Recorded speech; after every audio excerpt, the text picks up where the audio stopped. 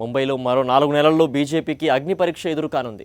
అది 2017 ఫిబ్రవరిలో జరగనున్న ముంబై మున్సిపల్ పోల్స్.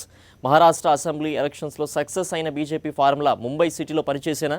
ఈసారి బృహన్ ముంబై మున్సిపల్ ఎలక్షన్స్లో శివసేనకు శృంగభంగం తప్పదా? ఒంటరిగా పోటీ చేసి బీజేపీ నెగ్గేనా? Watch this. బృహన్ ముంబై మహానగరపాలికలో అధికారం చేజిక్కించుకునేందుకు బీజేపీ పావులు కదుపుతోంది.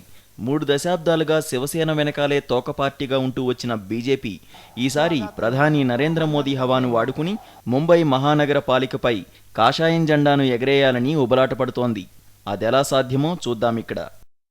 2 ఏళ్ల క్రితం పార్లమెంటుకు, రాష్ట్ర అసెంబ్లీకి జరిగిన ఎన్నికల్లో ఎలాగైతే బీజేపీ అతిపెద్ద పార్టీగా అవతరించిందో అదే వ్యూహాన్ని ఇప్పుడు బృహన్ ముంబై మహానగరపాలిక ఎలక్షన్స్లో అమలు చేసేందుకు బీజేపీ ప్లాన్స్ వేస్తోంది. నిజానికి మహారాష్ట్ర అసెంబ్లీలో 3 దశాబ్దాలకు పైగా శివసేన డామినేషన్లో అనుబంధ పార్టీగా ఉంటూ వచ్చింది.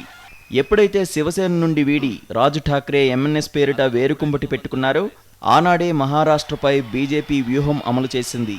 శివసేన చీఫ్ బాల్ ఠాక్రే మృతి చెందడంతో బీజేపీ మహారాష్ట్రలో అధికారం కోసం పాచికలు చకచకా కదిపింది. గత అసెంబ్లీ ఎన్నికల్లో మల్టీ కార్నర్ కాంటెస్ట్లో లార్జెస్ట్ పార్టీగా బీజేపీ అవతరించింది. శివసేన సహకారం లేకుండానే మహా సర్కారు ఏర్పాటు చేసే స్థాయికి బీజేపీ ఎదిగింది.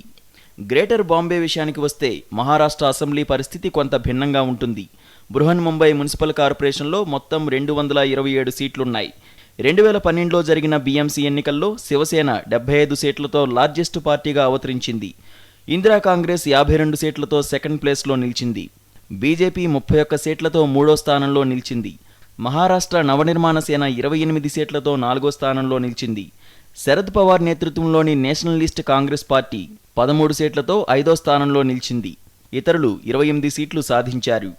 నాటి నుండి బీఎంసీలో శివసేన కూటమిలో భాగస్వామిగా కొనసాగుతూ వస్తున్న బీజేపీ ఎలాగైనా ఈసారి అతిపెద్ద పార్టీగా ఎదగాలని ఆశలు పెంచుకుంది. అయితే ఎలా? అదెలాగో మీరే చూడండి.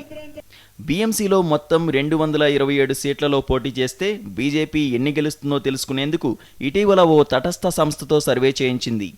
అయితే ప్రతి వార్డులో శివసేనకు బూత్ స్థాయి నుంచి కార్యకర్తలున్నారు. పార్టీ నిర్మాణం పటిష్టంగా ఉంది.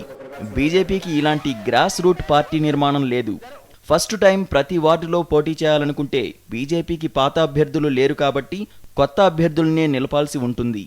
ఎక్కువ మంది కొత్త ముఖాలకే ఛాన్స్ ఇవ్వాల్సి ఉంటుంది. అందుకే యువకులకు ఛాన్స్ ఇవ్వాలని ఈసారి ఓడినా కనీసం సానుభూతితో మరోసారి వారు గెలిచే అవకాశం ఉంటుందనేది పార్టీ అంతర్గత వ్యూహకర్తల సమాచారం. సర్వే సూచించిన మరో అంశం గెలుపు గుర్రాల వేట. ఆయా వార్డుల్లో ఎవరికి మంచి ఫాలోయింగ్ ఉంది, ఎవరికి విజయావకాశాలుంటాయో సర్వే రాయుళ్లు సూచనలు చేశారట. ఈ హోంవర్క్ పక్కాగా చేసింది కాబట్టే ఏ వార్డులో ఎవరికి టికెట్ ఇవ్వాలో 4 నెలల ముందుగానే ఇప్పటికే ఓ నిర్ణయానికి బీజేపీ వచ్చిందట. అయితే ఆయా వార్డుల్లో సర్వేల ఆధారంగా టికెట్లు ఇస్తారా, ఆర్ఎస్ఎస్ ఇతర సంస్థల ఒత్తిళ్లతో అభ్యర్థులను నిర్ణయిస్తారా అనేది ఇంకా స్పష్టం కాలేదు. పొత్తులుంటే ఎక్కువ సీట్లు శివసేనకు ఇవ్వాల్సి వస్తుంది. అదే పొత్తులు లేకుంటే ఎక్కువ మందికి బీజేపీ టికెట్లు దక్కుతాయి.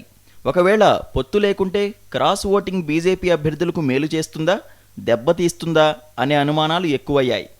శివసేన సహకారం లేకుండా బీఎంసీ మీద కాషాయం జెండా ఎగురుతుందా? మహారాష్ట్ర అసెంబ్లీలో వేసిన బీజేపీ పాచికలు బృహన్ ముంబై నగరపాలికలో పారతాయా? ఈ ప్రశ్నలకు సమాధానాలు మరో 4 నెలల్లో మీ ముందుంటాయి. జె శ్రీనివాస్, సాక్షి న్యూస్.